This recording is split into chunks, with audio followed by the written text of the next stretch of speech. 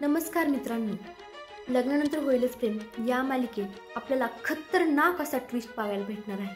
मित्रांनो, पार्थ हा सैरभैर काव्याला शोधत आहे आणि बघा ना, काव्या पार्थच्या इतकी मनामध्ये खोल बसलेली आहे की अक्षरशः पार्थ तिला जवळ नसूनही तिला फिलिंग त्याला महसूस करत आहे, तिला जवळ असल्याचा त्याला भास होत आहे।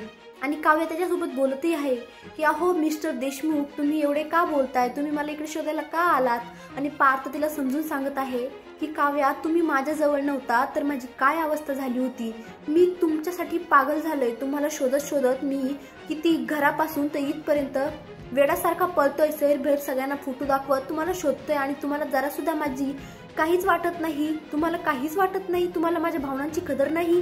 तेव्हा काव्या बोलते, हे बघा, तुम्ही जर जास्त बोलायला लागला ना तर मी रडेल। तर पार्थ बोलतो, प्लीज प्लीज रडू नका हो, माझी फिसकारलेली मांजर असं रडू नका, नाहीतर मग मी।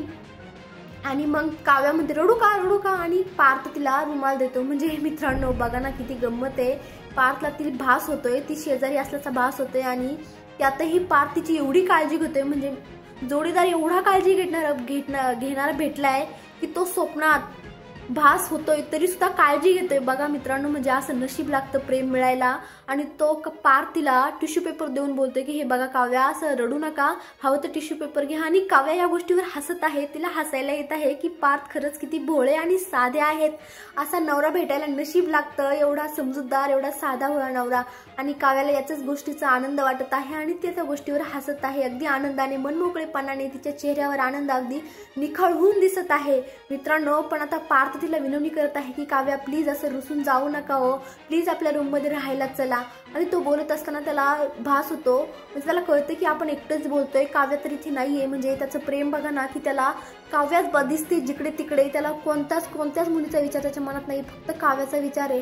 पण आता आपल्याला असं पाहायला भेटतं की आता खतरनाक, कारण काव्या ट्विन वॉच आणण्यासाठी आता आगीत उडी घेणार आहे आणि तिला वाचवण्यासाठी एखाद्या शूरवीर राजकुमारासारखा पार्थ हा धावत येणार आहे। पण मित्रांनो, पार्थला काय माहिती की पार्थच्या जीवावर बेतणार आहे, काव्याला वाचवायला जाणार आणि त्याच्याच जीवावर बेतणार आणि पार्थ अक्षरशः आगीच्या त्या ढिगाऱ्याखाली गाडला जाणार आणि काव्या मग त्याला कशी वाचवणार हे पाहणं फार मजेशीर ठरणार आहे। तर तुम्हाला काय वाटतं, काव्या त्याला वाचवणार का?